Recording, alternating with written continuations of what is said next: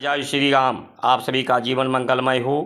आज की धर्म परिचर्चा में भारत संस्कार मंच YouTube channel, Facebook, Instagram, Twitter के माध्यम से आप सभी महान भावों का वंदन, अभिनंदन एवं स्वागत है।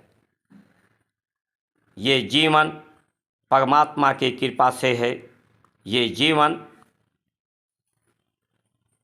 का जो पथ है, जीवन पथ एक दुश्वारियों भरा है।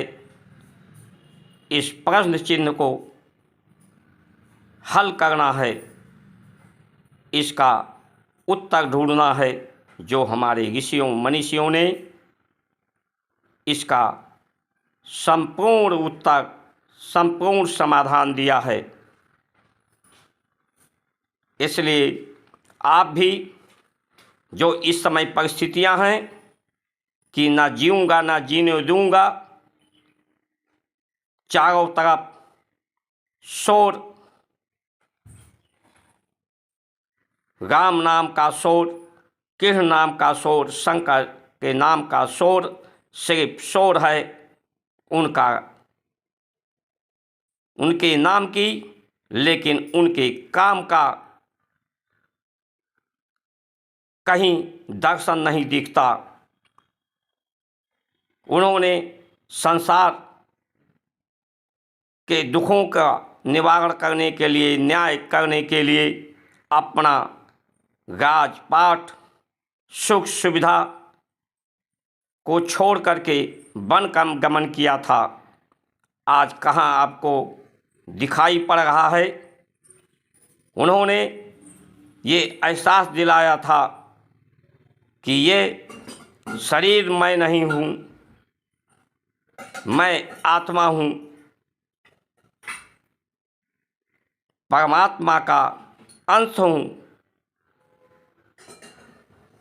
शरीर के मैं को, इंद्रिय के मैं को समाप्त करने के लिए, आत्मा में मैं लय होने के लिए, माया में मैं को समाप्त करने के लिए, इसे समाप्त करके ही जीवन है। और जो इसे समाप्त ना कर पाते हैं, वही सिर्फ शोर मचाते हैं। चारों तरफ शोर है और आपको शांति है।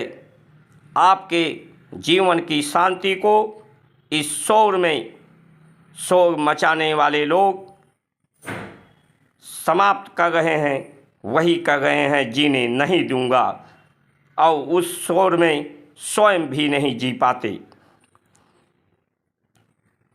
धर्म की हमारी सबसे प्रमुख कड़ी गौ है।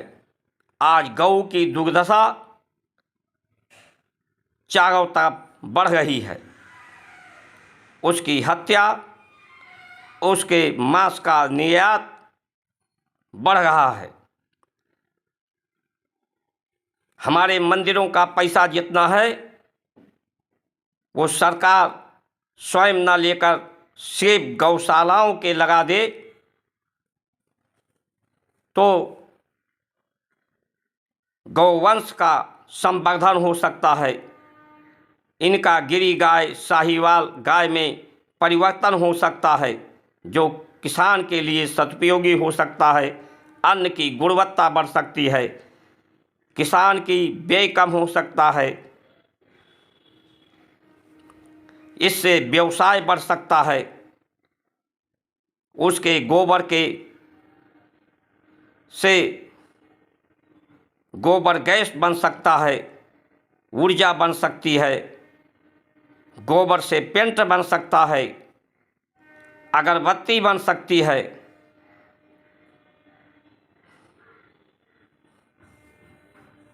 और उसके दूध दही के प्रयोग से लोगों का जीवन स्वस्थ होता है। उसके घी से यज्ञ करने से प्रकृति पवित्र होती है, ऑक्सीजन की मात्रा बढ़ती है, और ये सुख सुविधा वाले, विकास की व्यवस्था देने वाले 15% लोग ये धुआं उड़ा रहे हैं। प्रकृति को प्रदूषित कर रहे हैं, ऑक्सीजन घटा रहे हैं। ये ऑक्सीजन घटता जा रहा है, यही आपको जीने नहीं देगा। जब ऑक्सीजन ही नहीं रहेगा तो आप कैसे जियोगे। व्यापार इस चीज़ का कर रहे हैं कि जो आपके लिए गरिष्ठ भोजन आप करते हो, जिसको जल्दी पचता नहीं, उसे पचाने के लिए आपकी सांसें तेज चलती हैं, जिससे आपकी आयु क्षमता कम होती है, बीमार ग्रस्त होते हो। वो उससे गाढ़ा रस शरीर में बनता है, जिससे उसे छानने के लिए आपकी किडनी फेल होती है। उससे गाढ़ा खून बनता है, कोलेस्ट्रॉल जो आपके नस नाड़ियों में जम जाता है।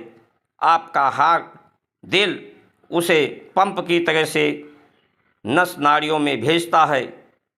जोर लगाते लगाते ज़्यादा जोर लगाता है, ब्लड प्रेशर बढ़ता है। जब नहीं लगा पाता, दिल कमज़ोर होता है तो ब्लड प्रेशर कम होता, यहाँ तक कि लगाते लगाते वो स्वयं फेल हो जाता है, हार्ट फेल होता है। तो ये जो व्यवस्थाएं हैं,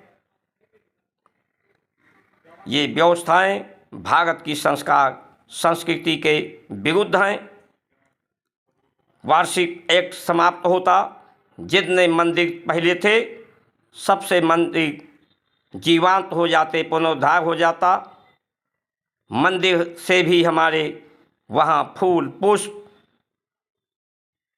गो घी दूध दही का काम मंदिरों में पड़ता है, जिससे प्रकृति सुगंधित होती है, लोगों को व्यवसाय मिलता है, सुंदर व्यवसाय। जो आपको सुगंधित करने वाला व्यवसाय, बीमार करने वाला व्यवसाय नहीं मिलता। तो कुल मिलाकर के जो स्थिति है, सिर्फ आज की राजनीतिक पार्टियां व्यवसाय के लिए, व्यवसायिक प्रस्थानों के लिए काम करती हैं, आपके लिए नहीं करती। इलेक्टोरल बॉन्ड से ये साबित हो गया है। सभी पार्टियां व्यापारियों के लिए काम करती हैं, ये व्यापारियों के अधीन हैं, उनके नियंत्रण में हैं। जिसका ज़्यादा सत्ता उसको ज़्यादा इलेक्टोरल बॉन्ड मिला है, जिसका कम सत्ता उसे कम मिला है। जिसे कम मिला है वो भी कोशिश कर रहा है कि मुझे भी शासन सत्ता पूरा मिल जाए, ताकि मुझे भी ये बॉन्ड मिलने लगे। प्रयास इधर है, इसलिए सभी सावधान हों, अपनी ज़रूरतों को न्यून करें, सरल सुपाच्य भोजन लें, संसार की तरफ भाग दौड़ कम करें, अपने को समय दें, अपनों से मिल बैठ करके दुख सुख बांटने का प्रयास करें। इन्हीं से आपका सुमंगल होगा। इन्हीं वचनों के साथ अपनी वाणी को विराम देता हूँ। जय जय श्री राम।